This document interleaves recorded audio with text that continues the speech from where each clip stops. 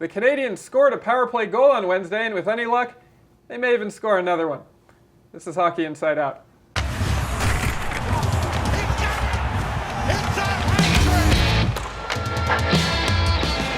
Welcome to this week's edition of Hockey Inside Out. It's the last Hockey Inside Out of 2018. We'll be back on January 10th. This is the panel for this week's show. We have Mr. Jack Todd, CBC Daybreak's Jessica Rusnak, and Chris Knuckles-Nyland right here beside me. Let's get started.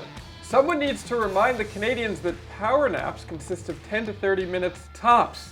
Anything longer and you'll get what happened to the team during their 4-0 snoozer on Monday night against the Boston Bruins. Hey, I get it. We've all been there. Beds are comfortable. It's hard to get up these days in Montreal when we haven't seen the sun in a month.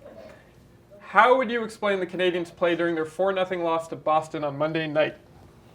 I think it was really disappointing because not only is it their rival, but they're so close in the standings that this should have been the game that you would get a great competitive effort from the Montreal Canadiens, and they just weren't there. Some of the players after the game said, I think it was Paul Byron who pointed out that they might get a little bit too comfortable sometimes and they're doing well, and Shea Weber said it was a big emotional win over Ottawa on Saturday, but they have to find a way to snap out of that and focus on their task at hand, that game from it. But the players just really had no explanation. They just did not show up, and it was plain and simple just like that.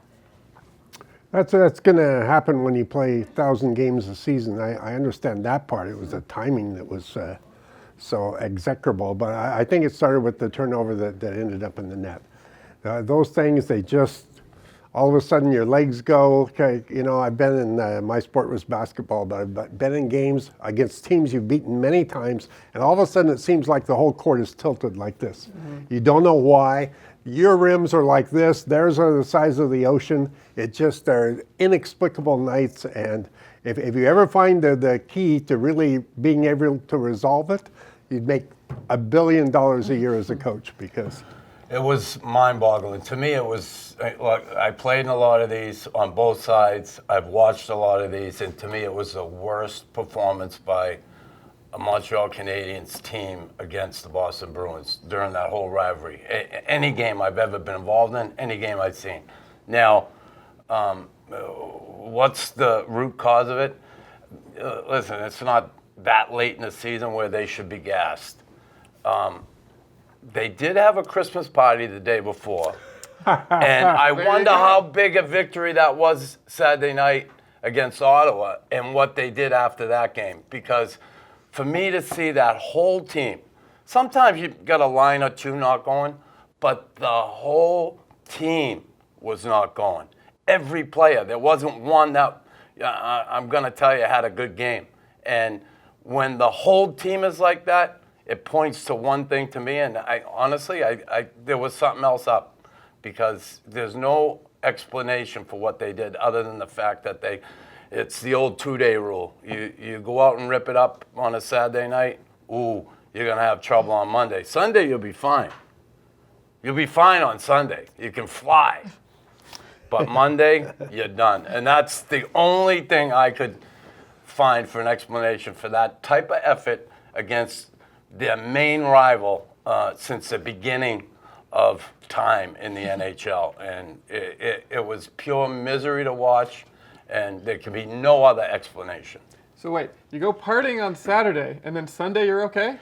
You can fly on Sunday. You're done on Monday. All right, wow, okay, cool.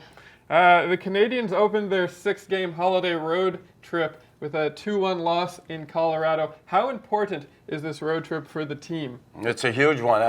And listen, I thought if they didn't win that game last night, they're going 0-3. I don't know if Price is back in the net tonight or it's Niemi. They're going to have a tough time. The effort was there last night. They certainly come out and there was a good effort. And how couldn't you after the last game? But, it's just unfortunate they didn't come up with a win. I just think tonight now they're going to be squeezing the sticks. Niemi may be back in the net, and, they go 0-2, and then you go into Vegas, and it's a tough place to win in Vegas. So we'll see what happens, but I thought if they didn't win this, they could very well just end up 0-3 on this trip. So you're calling a loss tonight and in Vegas? Yeah, I don't see them bouncing back, especially if we see Niemi in net tonight.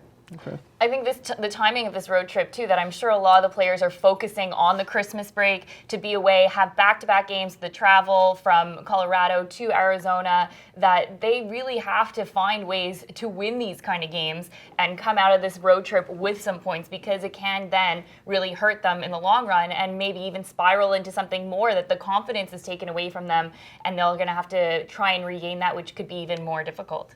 These Christmas trips are a killer. I really think, upper management has something to do with this, because they've been going on.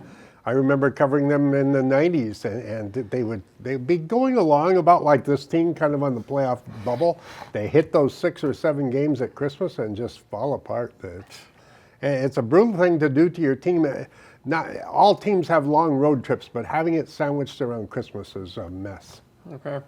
After going on an 11-game point streak for pretty much all of November, Max Domi's point production has trailed off a little bit. Is this something you think the team should be concerned about? I don't think so, because first off, Max Domi's point streak that he's put together was a surprise to everyone. No one expected Max Domi to have the kind of performance that he did to start the year. That I think this is kind of what you might see from him. This is more characteristic of him. I don't think this is going to be anything that's going to lead him on a downward spiral, but he's not going to be giving you points consistently, that he will go through some spurts where he's not going to be able to get onto the score sheet. Mm-hmm. Yeah, nobody thought he was a 40-goal scorer. I think we get a little carried away sometimes. Like I heard the TSN reporter the other night cut Kaniemi how he felt.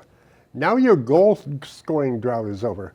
I'm saying, he's 18. It's a miracle he's here, and you're asking him about his goal drought. I mean, Yeah, I don't worry too much about it. I think he's playing fairly well. Just because he doesn't put points on the board doesn't mean he isn't playing well. Yeah, you want those points, but I'm not worried about him.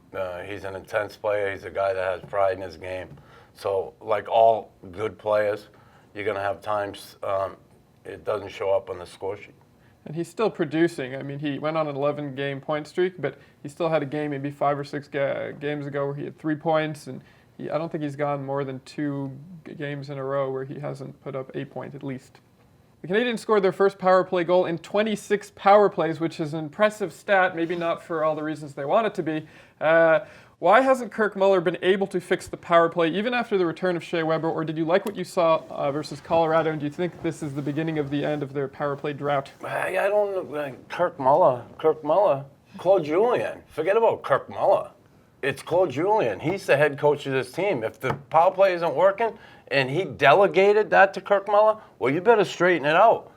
Now, that's an issue for me. The head coach got to take control of this and turn this thing around. Now, the Bruins, when they won the Stanley Cup in 2011, had the worst power play in the league, I think. Claude Julien was the coach.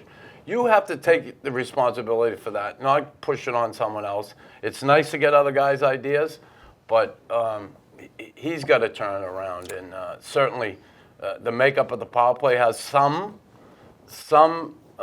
ingredients that are good, but I worry that they really don't have a QB back there. I mean, Drouin, in a sense, yeah, but if that's the best you got, you're going to have some problems. I found it was very interesting after Monday's game against Boston when Carey Price was asked about the power play. And usually Carey Price, when it's something that doesn't concern him, he will just say, it's not my problem. But this time he actually said, you know what, I think we need to shoot the puck more. That's kind of the recipe for success. And that's what the power play is not doing. They're going around passing it to everyone on the team, but not taking a shot on the goal.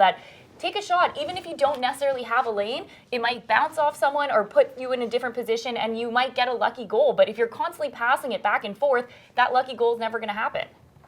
Yeah, I think if I were an analytics type, what I would try to analyze is the number of seconds a puck is on any player's stick during the power play. Because if it's more than 2 seconds, you're in trouble. And I see a lot of that with the Canadiens, the 5-second hold and then the pass and the pass and the pass. Yeah, it's all got to be moving. It's got to be moving quickly in the right direction. Last night it was. It was very crisp last night, and it got a goal. Maybe it's the start of something, maybe not. But it's curious that Julien had the same kind of team in Boston in 2011. He had Chara back there. And the power play, just like the Canadiens have Weber, the Canadiens, the Bruins power play was such a mess. They had Chara playing forward during the playoffs. Maybe that's what Julien's going to have to do, put Weber up front, but something has to change. I don't know. I think they should just start forfeiting those power plays because whenever they get one, I just feel like, great, they're not going to score. They have a much better chance scoring 5-on-5. They get outworked, that's for sure, and they have a tough time getting in the zone. When they do, the penalty killing team is usually really aggressive on them. They start a force, and they end up coming up with the puck and getting it down the ice.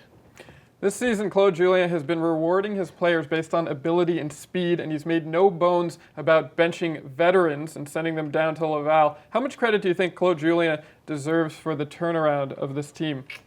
I think more so probably the general manager, just for the mere fact that for the moves he made. He got some of the players out of here that he thought were a problem for this team. And for me, looking at it now, it's just proven that there were some issues there. Attitude-wise, a lot of people laughed at that. This team did not have a good attitude last year. What a big change. You know, Weber as captain, Domi coming in here. Just a difference in the attitude of the team, the spirit of the team. They have that no quit in their game, except for against Boston. I like what I see, but I think, honestly, Bergevin deserves the credit for getting the deadwood out and bringing some new faces in there.